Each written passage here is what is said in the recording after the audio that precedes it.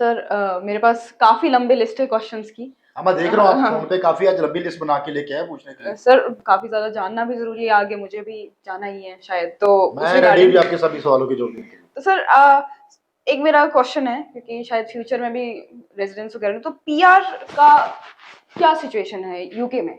अच्छा, पहले आप ये बताओ कि आपको क्या लगता है यूके में पीआर नहीं मिलती?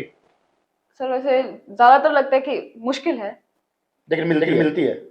आई गेस सर मिलनी तो चाहिए, पर काफ़ी मुश्किल लगता है अच्छा, ये केस। जो डाउट है ना स्मृति, ये सिर्फ आपका नहीं है, ये मुझे लगता है जो वीडियो देख रहे हैं उनका भी होगा। नीचे कमेंट करके कमेंट बॉक्स में बताना जरूर कि आपका भी ये कंफ्यूजन है कि यूके में पीआर नहीं मिलती, विच इज 100% रॉन्ग। मैं जो ये बात कर रहा हूँ, जो पहले भी कई बार करी है on camera, with facts and figure कर रहा हूँ। यूके में पीआर है, जैसे कनाडा में है, जैसे ऑस्ट्रेलिया में है, जैसे न्यूजीलैंड में है, वैसे यूके में भी है। लेकिन प्रॉब्लम यह है कि हम वो पीआर का जो पाथवे है, जो ब्रिज है, उसको बीच में ही तोड़ देते हैं। आगे के यूके गया +2 करके डिग्री करने के लिए, 6 महीने साल पढ़ने के बाद बच्चा तो वहां देसी बन गया। देसी मतलब इलीगल हो गया, देसी बोलते हैं यूके में इलीगल पंजाबियों को। तो जब आपने पढ़ाई नहीं पूरी करी, यहाँ से वैसी को ये बोल के वीजा लिया, नहीं मैं बला बला फलानी यूनिवर्सिटी में डिग्री करना चाहता हूँ, इसके बाद ये करना, बड़े बड़े दावे वादे करके आप गए, तो आपने पढ़ाई तो पूरी करी नहीं, अपने पहले स्टेप पे तो अपना वो ब्रिज खराब कर दिया। अकॉर्डिंग टू यूके रूल्स, कोई भी स्टूडेंट जो अपनी वहां पे एजुकेशन कंप्लीट करता है, इधर he is going for bachelors और he is going for masters और going for masters by research program. आपको पढ़ाई के बाद 2 साल का मिलता है वर्क परमिट, जिसको बोलते हैं PSW, post study work visa. उस 2 साल में आपको यूके में अपनी पढ़ाई को यूटिलाइज करने के लिए, वहां के कल्चर को सीखने के लिए, वहां के जॉब जो मार्केट को अपना एक्सपीरियंस देने के लिए, यानी कि आपको एक्सपीरियंस लेने के लिए आपको 2 साल का समय मिलता है।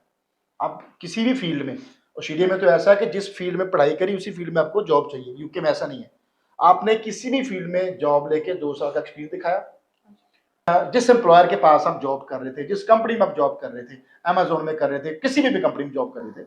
अमेजोन नाम इसलिए याद आया क्योंकि लास्ट टाइम किसी बच्चे से बात हुई थी, वो अमेजोन में जॉब कर रहा था। तो किसी भी कंपनी में जॉब करके आप अपना उसी एम्प्लॉयर से वीजा एक्सटेंड करा सकते हो टीयर 1 कैटेगरी में। अगर उसी एम्प्लॉयर को आपकी सर्विसेज अच्छी लगती है तो वो आपको एक्सटेंशन देता है कि कॉस्ट लेटर निकाल के देता है कि नई रिक्वायरमेंट के बेसिस पे ये बंदी मेरे पास काम कर रही है, आगे 3 साल या 5 साल का टीयर 1 कैटेगरी में वीजा एक्सटेंड हो जाता है अकॉर्डिंग टू यूके रूल। अगर आप वहां पे 5 साल 5 ईयर्स यूके में वर्क परमिट पे स्टे करते हो, आप इंडेफिनिट लीव टू रिमेन लेने के लिए एलिजिबल हो, यानी कि पीआर लेने के लिए एलिजिबल हो। सो पहले स्टडी, उसके बाद 2 साल का पीएसडब्ल्यू, फिर 5 साल आप वहां पे वर्क परमिट पे रह सकते हो, जिसका रास्ता मैंने बता दिया आपको। टीयर 1 कैटेगरी में कोई भी रजिस्टर्ड एम्प्लॉयर जो यूके में है, जो आपको जॉब देने के लिए तैयार है, आप 5 साल उस बंदे के साथ, एक के साथ, दो के साथ, चाहे अलग अलग एम्प्लॉयर के साथ, 5 साल अगर वहां पे आप यूके में जॉब कर लेते हो, आप 100% बाय लॉ यूके में पीआर लेने के लिए हकदार हो, एलिजिबल हो।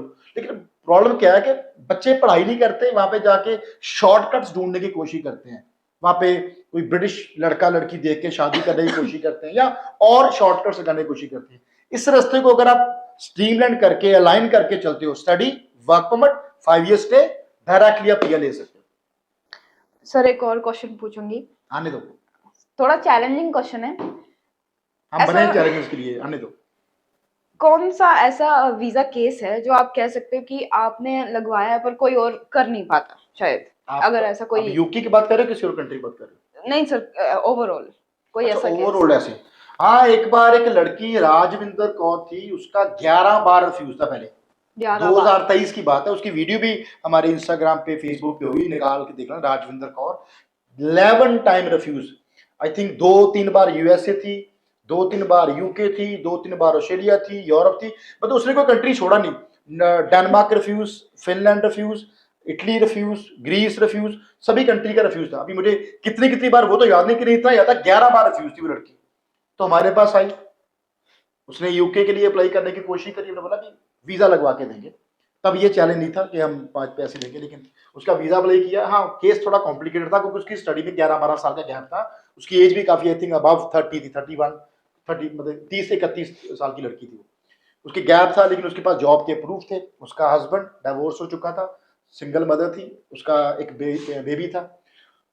लड़की का वीजा लगवाया, मुझे यूनिवर्सिटी का शायद कोवेंट्री या कोई और यूनिवर्सिटी, एग्जैक्टली नाम याद नहीं, 2023 में गई, अभी तो पढ़ के वो वर्क परमिट पे आ चुकी होगी। तो उसका एप्लीकेशन पहले ऑफ लेटर लिया, ऑफलाइट के बाद उसके बच्चे का इंटरव्यू हुआ, इंटरव्यू बच्चे ने क्लियर किया, उसकी फीस पे करी, उसका वीज़ा उसके बच्चे के साथ अप्लाई किया, वीज़ा लग गया।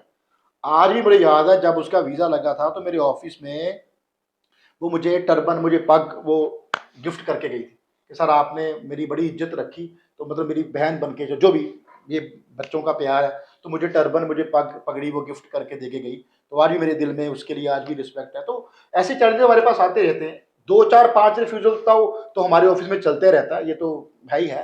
लेकिन 11 बार रिफ्यूजल राजविंदर कौर का वीज़ा, वो मुझे आप भी ऑन द स्पॉट याद है, मैंने आपको बता दिया। लेकिन वैसे अगर बात करें तो आर एस गूगल वैसे ही रिफ्यूजल केसेस एक्सपर्ट जाना जाता है।